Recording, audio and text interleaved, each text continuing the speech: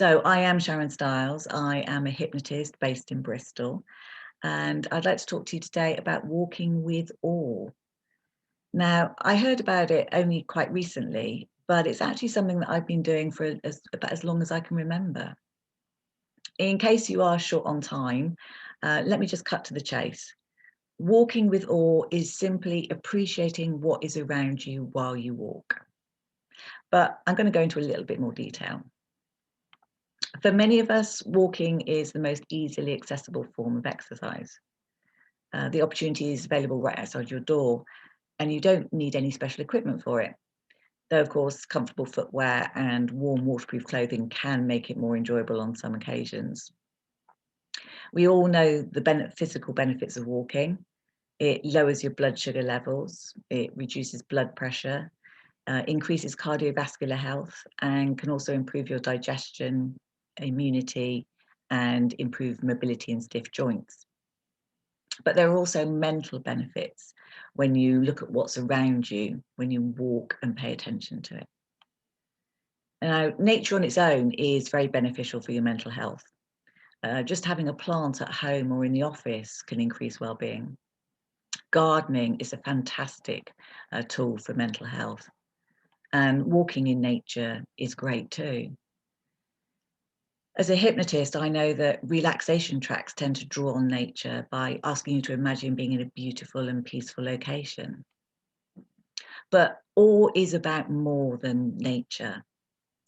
And the study that I mentioned was published earlier this year, which looked at the benefits of walking with awe.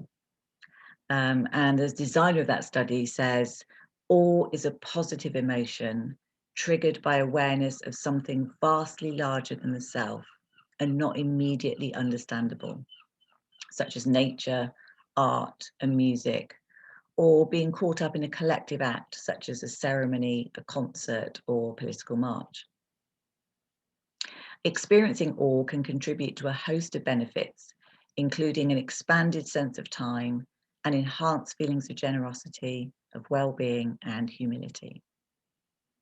So with that in mind, the researchers recruited 52 healthy older adults, and they asked them all to take at least one 15-minute walk each week for 8 weeks. Half of them, in addition, were told the definition of awe, and it was suggested that they try to experience that emotion during the walks. Everyone filled out brief surveys after every walk, and they found that the participants who had just been told to go for a walk, they tended to be more inwardly focused. So that meant they were thinking about details in their lives, things about what they were going to do later on that day, or plans they had, or reflecting on things. Now, that can in itself be a benefit in a different way, because it helps to clarify thoughts and can be a great way of stimulating creativity, can be good for reducing stress as well. But the people who've been told about awe, they expressed an increased sense of wonder and appreciation for the details of the world around them. The researchers also asked people to take selfies at the beginning, the middle, and end of each walk. And when they looked at the photos, they saw a noticeable shift in how people showed themselves in the photos. People in the awe group increasingly made themselves smaller in the photos over the course of the study, and they preferred to feature the landscapes around them rather than themselves. And at the same time, the smiles on their faces grew more intense as well. So, as I said, I only became aware of this study a few weeks ago, and it's only with a small group of people. But for me, walking with awe goes back much further. And it's actually become more apparent for me as well in its benefits over the last few months. Because I've always enjoyed walking and photography. I grew up in Bristol, and so I've taken loads of photographs here over the years.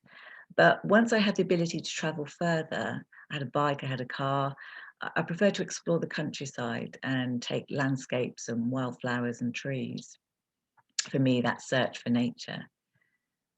Now, for me, photography is a form of meditation because it gives me the appreciation of something beautiful, and it gives me something to focus my attention on away from everything else in life.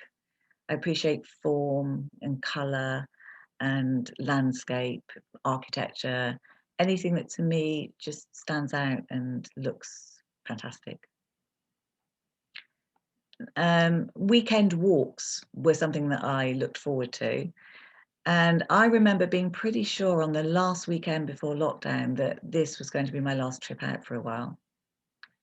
And that thought didn't fill me with joy because I actually dreaded the thought of being trapped in the city. Although I've lived in Bristol all my life, it's a great city, I do love being out as well. And we were told that we could go out for exercise for an hour a day, but not to linger. So being a law-abiding type of person, taking photographs with my digital SLR, which has a telephoto lens and gives me lots more opportunities to experiment with what I'm taking photographs with, that option just seemed to be out of bounds. But on my first exercise walk, in that quiet weirdness that hung over Bristol, I saw some beautiful flowers in a garden and I didn't want to let them go to waste.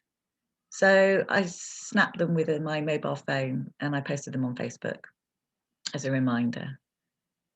And then that just became part of my daily routine.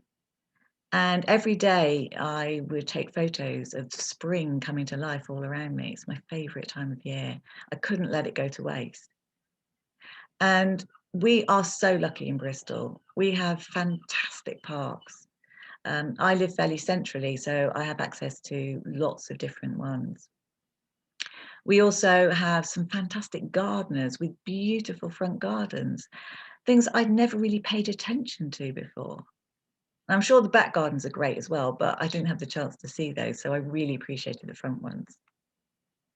But all isn't all about flowers and nature.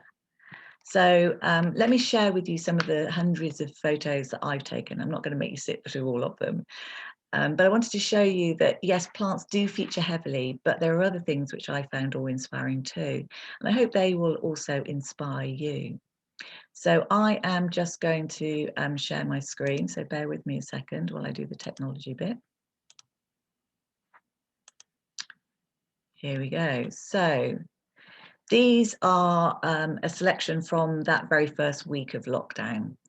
You can see in the middle at the bottom, that's the bottom of the M32. Now, that's not normally awe-inspiring, I have to say. It's usually busy and noisy, but this was 5:30 p.m. on a Friday, and it's normally jam-packed, and it was virtually empty. And like I said, there was that weird silence. So I wanted to have a reminder of that because it just was so awe-inspiring that everything had stopped. We've got all the beautiful flowers. You know, it was springtime. There were all the blossom coming out, so many different types of blossom everywhere.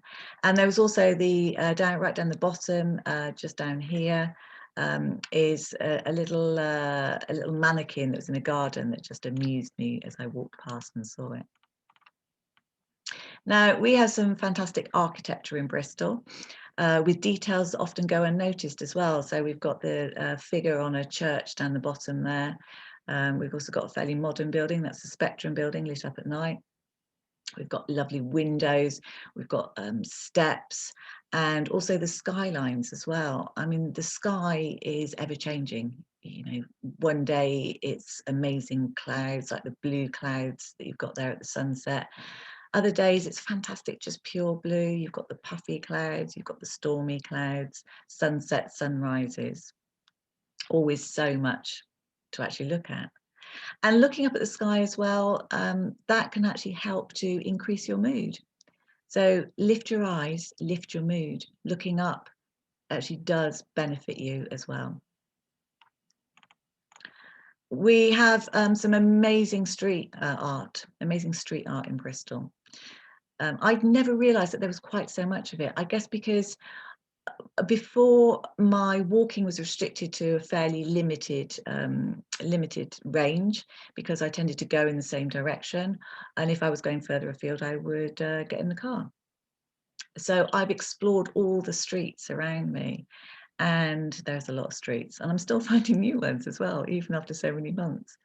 But there's so many different types of street art. So the one at the top there, that's a house that's just got amazing floral designs on it.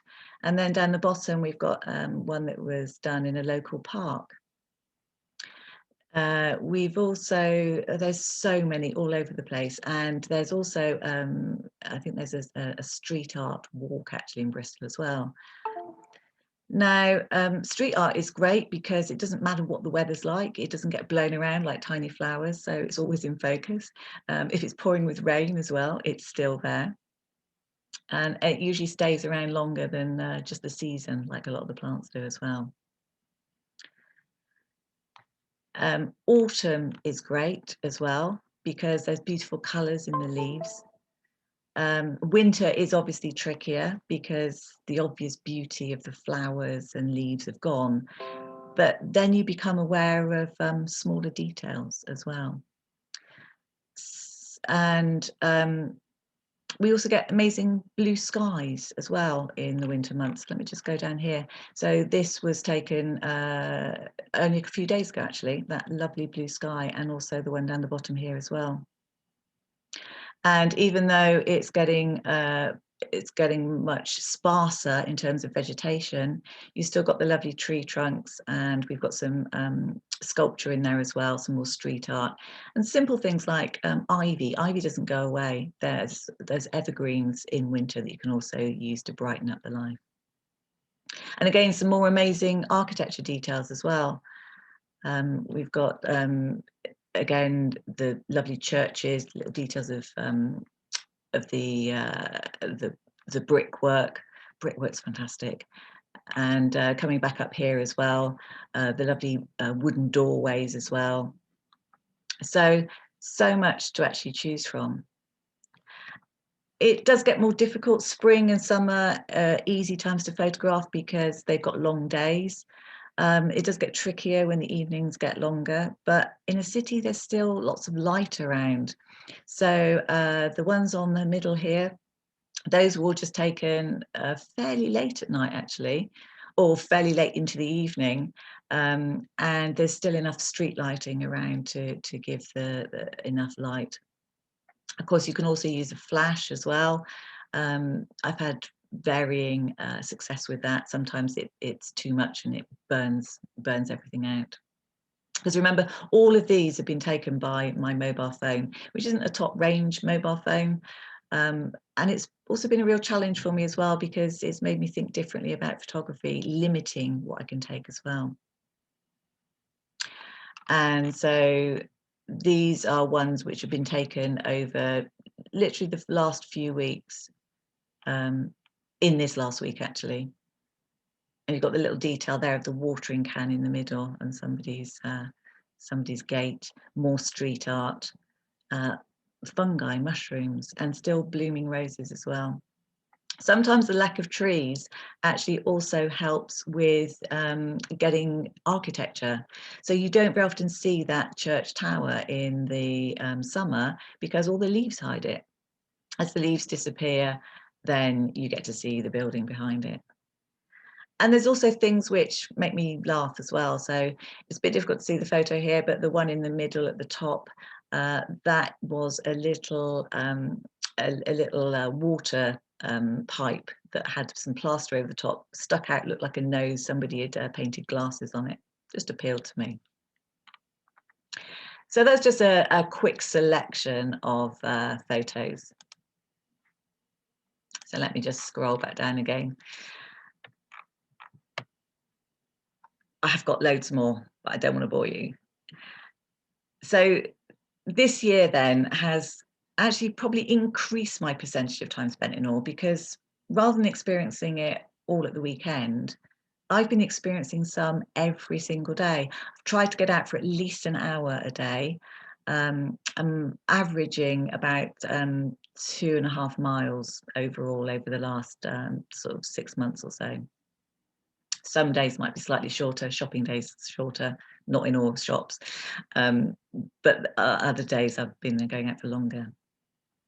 Now, I've got great memories of moments of every single day for most of this year. And every time I see the photograph, it reminds me of that time. It might be the stillness of the empty motorway, or it might be the harbour side on a really calm day. It might be the beauty of the first colour of spring and how special that is to me. Or it might be an unusually warm day in autumn. It could be a humorous piece of street art that made me laugh. For some people, it might be meeting people as well. It doesn't all have to be about what's around you. It could be the people that you're with. Or it might be the colours and shape of a tiny flower.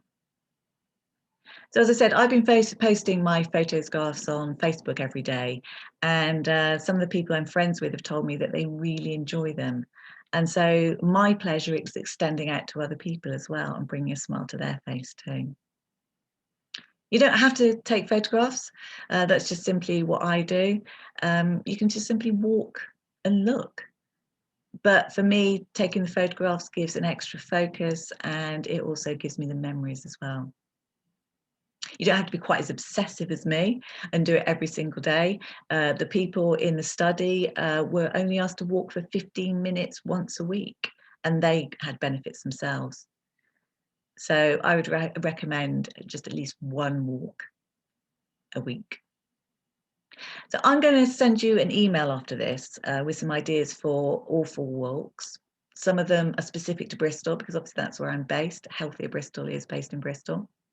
But there are also some ideas for wherever you live as well. And I'd love to hear about them as well, because then when we can travel a bit more, I would love to be able to go out and see some of those places as well. I said, friends of mine have been posting on Facebook and I've just said, oh, I love that. I want to go there. So I hope you found this helpful, and I hope you enjoy walking in awe, whether you go with or without your phone or camera.